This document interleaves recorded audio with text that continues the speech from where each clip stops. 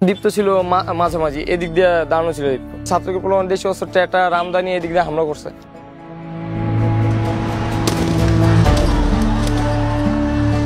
এটা ঝালাই দেওয়া, এদিক দিয়ে একবার এইটুকু পুরো ভাঙ্গা পুড়ে গেছে। প্রায় 200-300 মানুষ একসাথে এদিকে করছে, কারণ এদিক দিয়ে হামলা করছে, ওদিক দিয়ে সব দিক দিয়ে একবার চাপায় ফেলাইছে আমাদের ছাত্রদের। এই যে এদিক দিয়ে অনেকে ওঠার চেষ্টা করছে, এটা ওঠার চেষ্টা করছে, পুলিশ ছাত্র কাউকে উঠতে দেয় নাই।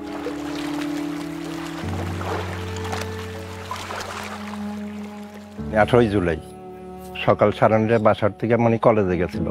ও এখানেই থাকতো, কলেজ তো ওইখানে, কলেজ করেই মানে সন্ধ্যার সময় মানে এখানে ঘুরতো। ওই যে জায়গাটায় মারা গেছে এখানেই বেশি থাকতো। এই নির্মমতা তো বলার মতো না, মানে অনেক ছেলেরাই মানে উঠে গেছে, উঠছিল ওইখান দিয়ে, মানে ওই জায়গাটা দিয়ে উঠছিল, পুলিশে বাড়ি দিয়া বা ছাত্রলীগের প্লান বাড়ি দিয়ে নামাইছে। আমি এমনই আমার কিন্তু মাঝে আমি বুঝতেই পারলাম না, ও তো বিপদে বসে।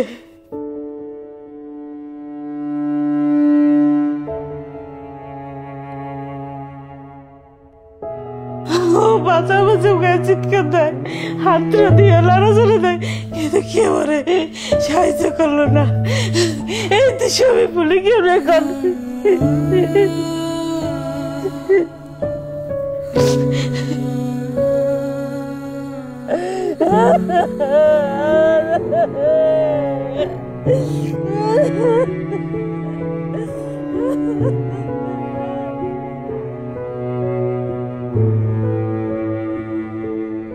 শান্ত কিন্তু অন্য একটা মানুষের চেয়ে আলাদা অনুভব করছি ও শহীদ হওয়ার পরে।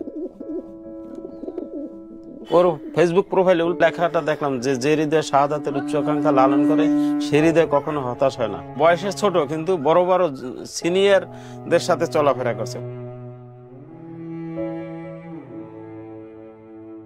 শান্তমণি খুব মেধাবী, ও অ্যাকাউন্টের স্টুডেন্ট, ওকে পাসপোর্ট রেডি করতে বলছিল। ও স্টুডেন্ট বিষয়ে বাইরে যাবে, সুশিক্ষায় শিক্ষিত হয়ে ভালো একটা অ্যাওয়ার্ড নিয়ে আসবে, সেরা মা হব আমার আকাঙ্ক্ষা ছিল। আল্লাহ তাআলা আমাকে এত বড় অ্যাওয়ার্ড দিয়েছে, আল্লাহ যেন তার শাহাদাত কবুল করেন। একটু হাত কাটলে রক্ত বের হইলে শিলা ভাইলে ভাই কান্না করতে, যতক্ষণ রক্ত বেরোতো ততক্ষণ সে কান্না করতে। আমার সেই ছেলে কি রক্তাক্ত হয়ে গেলে। আমার খুব আদরের সন্তান ছিল শান্তমণি।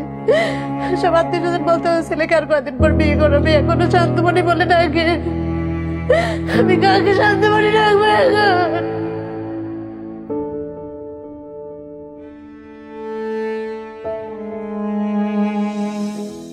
কতটা তুমি হারালে বন্ধু, কেঁদেছে অন্তর। জানো না তুমি হারাবার ব্যথা, জানে পলাশির প্রান্ত। হারিয়ে গেছে যেখানে মায়ের সোনার নলুকখানি, দোলা ভরা ক্ষেতের ফসল, সাজানো ফুলদানি। এ হারানোর বেদনা তুমি রেখো অন্তরে, দেখবে তোমার দুঃখ লুকাবে পলাশির প্রান্তরে।